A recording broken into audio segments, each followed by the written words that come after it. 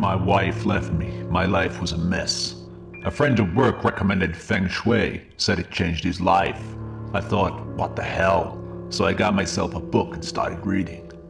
I soon discovered it was the answer to all my problems. The words, the passages, spoke to me, filled me with a new sense of purpose. I quickly realized my life was wrong and went about making amends.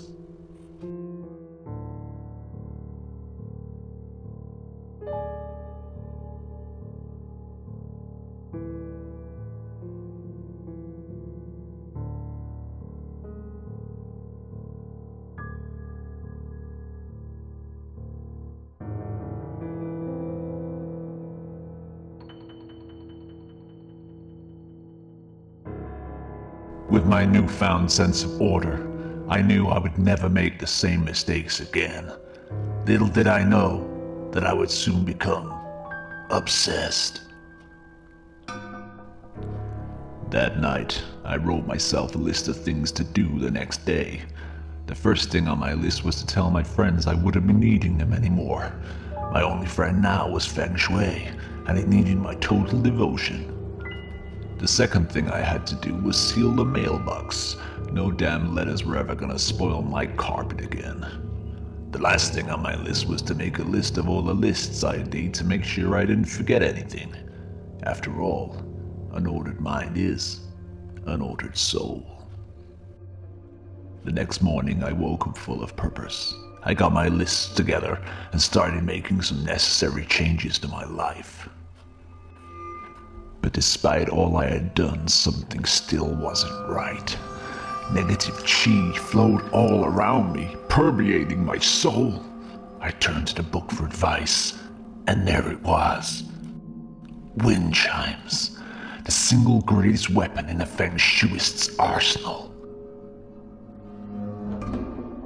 Positioned correctly, they deflect negative chi, allowing positive energy to circulate within. As soon as I put them up, I could feel the burden lifted off my shoulders. As long as nothing changed from now on, I would live the rest of my life in divine harmony.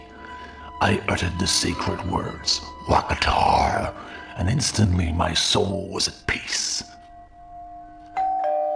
What the? My ex-wife. What was she doing here? What was she looking for? I hope it's not the wind chimes.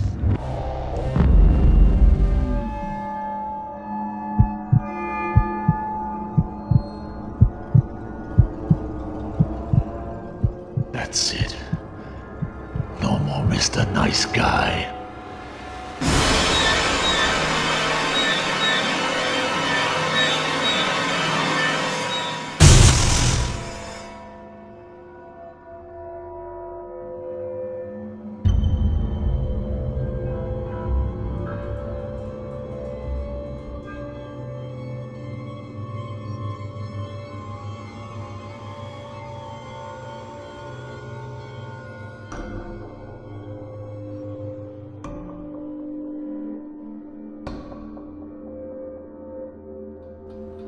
As I lay there crippled and humiliated, I began to think of the effect losing the wind chimes would have on the house.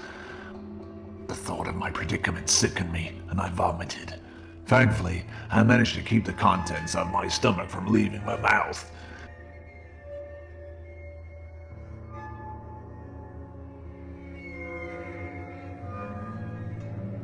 With my stomach empty and life in ruins, I pondered my next move.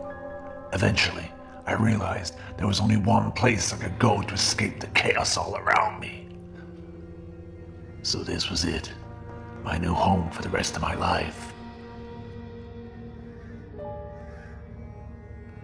I soon realized that in my eagerness to escape the disharmony, I forgot to bring a supply of food and water into the cupboard. But there was no leaving now. If I opened the door, I'd surely die.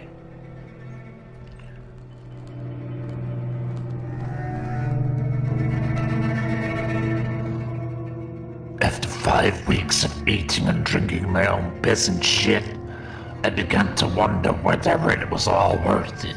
But by then, it was too late.